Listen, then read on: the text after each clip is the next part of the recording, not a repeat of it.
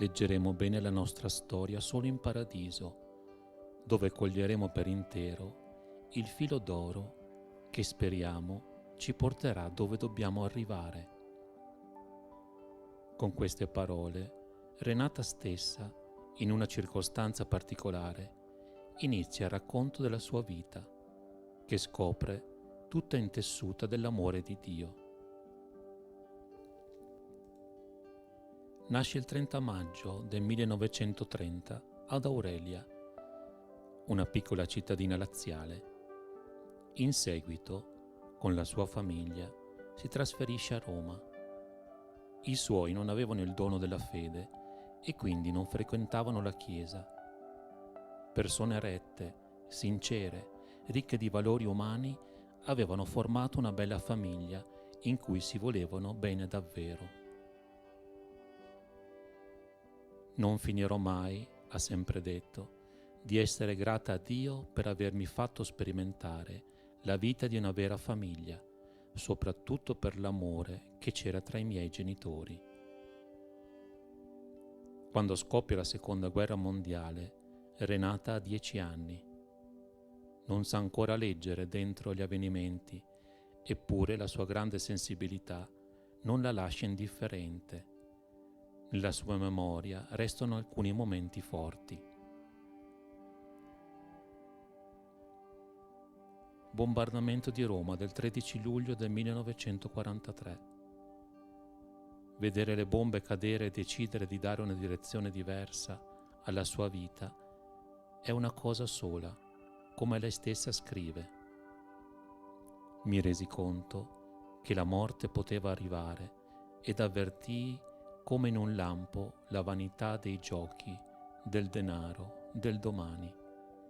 Fu un momento di grazia. Quando rientrai a casa mi sentivo diversa. Avevo deciso di essere migliore. Scompare improvvisamente una sua compagnetta di scuola, molto brava. È ebrea. Perché vengono uccisi gli ebrei? Non sono come noi? Si domanda chiedendo con insistenza spiegazioni al babbo. L'8 settembre, giorno della liberazione di Roma, vede dal balcone di casa un soldato tedesco che si trascina faticosamente lungo il muro, strisciando quasi per paura di essere visto. Un sentimento di compassione per lui e il suo popolo la pervade tutta. Immagini lontane nel tempo, ma che parlano già di un amore senza misura per l'uomo, per tutti gli uomini, che dominerà poi la sua vita. Intanto, con l'età cresce anche l'esigenza di una fede consapevole e si fa urgente il problema di Dio. Comincia a frequentare la chiesa, si inserisce in un gruppo mariano. Tra i suoi insegnanti privilegia quelli che manifestano più dirittura morale. A 14 anni sente una specie di prima chiamata, la spinta interiore a dare la vita perché i suoi trovino la fede. Assetata di verità, tra i 15 e i 19 anni si butta a capofitto negli studi per sondare le realtà più profonde alla ricerca di Dio. Si iscrive alla facoltà di chimica perché spera di scoprirlo penetrando nei segreti dell'universo. Mi appassionava la matematica per la sua logica. Avevo momenti di esultanza quando la mente scopriva qualcosa di nuovo. Speravo di acquistare una conoscenza che potesse in qualche modo farmi abbracciare l'universale. Cercavo Dio negli esseri intelligenti in cui poteva esservi un riflesso di Lui. Non sapevo ancora che solo nel Creatore amore avrei potuto scoprire il creato e le creature ed amarle. L'8 maggio del 49, giorno che lei definirà straordinario, dopo qualche esitazione, perché non vuole togliere tempo allo studio, partecipa ad un incontro dove Graziella De Luca, una delle prime compagne di Chiara Lubich, parla della riscoperta di Dio amore, della nuova vita evangelica iniziata a Trento, mentre infuriava la guerra. Quello che disse non lo ricordo. Ricordo che quando uscii di lì sapevo che avevo trovato. Ebbi l'intuizione che Dio è amore. Quell'esperienza è penetrata fin nel più profondo del mio essere. Ho perso l'immagine che avevo di un Dio solo giudice, che castiga i cattivi e premia i buoni, e ho sentito un Dio vicino. Trasformata, convinta di aver ricevuto una chiamata da Dio, dà una virata decisiva alla sua vita. Poco dopo conosce Chiara. Immediatamente avverte con lei un legame strettissimo, vitale, come tra madre e figlia, insieme alla conferma chiarissima di darsi tutta a Dio nel movimento dei focolari, e dice il suo sì a Dio per sempre. Inizia così la sua lunga esperienza di donazione nel focolare, dove entra il 15 agosto del 1950, ha compiuto da poco 20 anni. Nel focolare il suo amore, la sua disponibilità senza limiti, la sua pace, pensando alla giovane età, non passano inosservate. Sono felice e niente mi può portar via questa gioia, rispondi a chi le chiede come faccia. Una volta non ero così. Ora ho trovato l'ideale più grande e più bello che si possa sognare. Sempre in focolare, Renata comprende come sia col dolore amato, che si va avanti, superando ogni difficoltà, che si dà la vera vita agli altri. Ed è così che vive i suoi 40 anni a servizio dell'Opera di Maria, recandosi in vari focolari d'Italia, secondo le esigenze del movimento. Dapprima Roma, poi Trento, Sassari, Parma, Trapani, quindi Grenoble. Un periodo breve, ma sufficiente per lasciare un'impronta duratura, grazie alla sua capacità di andare alla ricerca dei più soli ed emarginati. Ritornata in Italia, va per qualche tempo a Grottaferrata per dare un prezioso contributo alla nascente Scuola Internazionale delle Focolarine. Poi eccola a Milano. Sono anni ricchissimi di esperienza umana a contatto con tutti i problemi della grande città, con quella sua trasparenza unica, con quella sua capacità di diffondere la carità attorno a sé. Sviluppa e consolida la vita dell'opera in Lombardia, Piemonte, Liguria, Emilia-Romagna. Nel 67, a 37 anni, Renata arriva alla scuola di formazione di Loppiano, dove trascorre gli ultimi suoi 23 anni di vita come corresponsabile della cittadella stessa. Qui la sua donazione esplode in tutta la sua potenzialità. Le lezioni di spiritualità alle future focolarine, l'attenzione ad assicurare loro un bagaglio culturale, la sistemazione delle abitazioni, la creazione di ambienti artigianali, di moda, di ceramica, di arte, il sostegno spirituale ai nascenti complessi Gen Verde e Gen Rosso. La cittadella prende sempre più forma, completandosi via via con tutte le sue realtà. Anni intensissimi di vita, segnati da una pace profonda, pur tra i travagli che una tale responsabilità comporta.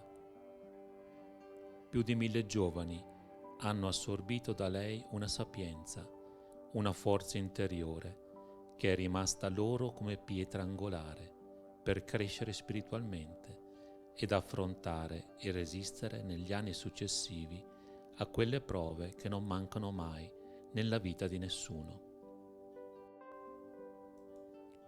Personalità moderna e affascinante, la sua vita è uno stupendo intreccio di amore e di dolore, nell'impegno di morire a se stessa per essere un altro Gesù. Ed è Gesù che gli altri trovano stando alla sua presenza. Per il suo amore senza misura, nessuno passa invano accanto a lei, come dice un gran numero di persone di tutte le categorie, condizioni, età, culture. Ognuno, nel contatto con lei, sperimenta quell'amore che fa di ogni uomo un prediletto di Dio, amato e compreso come figlio unico. Renata non giudica mai e abitua gli altri a fare altrettanto. Di fronte alle situazioni negative, il suo stupore si fa sofferenza. Sembra che non capisca l'errore, la cattiveria, il peccato, anche quando sono evidenti. Il suo comportamento in questi casi ricorda Maria, la madre di Gesù, che quasi non vedeva il peccato, perché, come dice Bernanos, non avendo un'esperienza, non lo capiva. Questo amore radicale, questa passione per l'uomo, ha la sua radice nell'amore incondizionato a Gesù, che sulla croce grida l'abbandono del Padre. E come modello Maria, che davanti al figlio morente ancora crede, ancora spera, ancora ama. Da qui la sua ascesa continua, compiuta secondo la parola di vita, la parola del Vangelo che Chiara le ha dato, quasi a tracciare la sua fisionomia spirituale. Maria serbava tutte queste cose, meditandole nel suo cuore.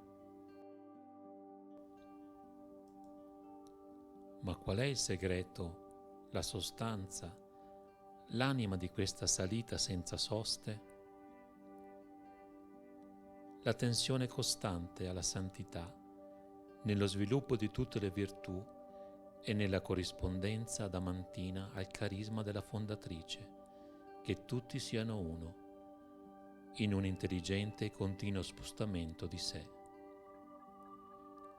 L'unità, la comunione che instilla continuamente negli altri, sono tutta la sua vita. Attua così in pienezza la spiritualità di comunione che Giovanni Paolo II addita nel nuovo millennio Neunte a tutta la Chiesa.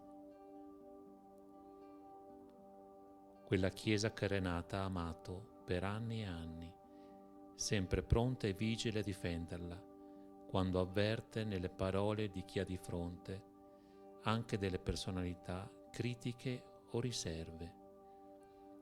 Una nota, questa, che si riscontra particolarmente in lei durante gli anni dell'immediato post-concilio, quando nel fervore della sua attuazione qualche intemperanza non mancava. Renata sempre interviene con lettere, colloqui, fino a far riscoprire all'altro il vero volto della Chiesa. A 59 anni le viene annunciata una malattia che ben presto manifesta tutta la sua gravità. Davanti a lei non restano che pochi mesi. Da quel momento la sua vita è un'impennata in Dio, mentre continua ad essere sempre felice, come aveva promesso anni prima a Gesù. Ed il suo letto si trasforma in una cattedra di vita. In Cristo la morte non c'è, c'è la vita, e lei ripete fino all'ultimo istante: voglio testimoniare che la morte è vita. E lo fa, gioiosamente, eroicamente fino alla fine, andando sempre al di là del dolore, non si lamenta e rifiuta i calmanti. Vuole restare lucida, sempre pronta a dire il suo sì pieno a quel Dio che l'aveva affascinata da giovane e che ora le chiede il dono della vita. Negli ultimi giorni sembra che sia sotto un'anestesia divina, tanto riesce, pur tra la sofferenza, a trasmettere attorno a sé sacralità e gioia piena. Sono come in una voragine d'amore, sono troppo felice. Inabissata in una realtà paradisiaca, incontra lo sposo il 27 febbraio 1990. Con queste parole Chiara annuncia a tutto il movimento che Renata è partita. Ora abbiamo in cielo un angelo per il quale non so trovare aggettivi adeguati.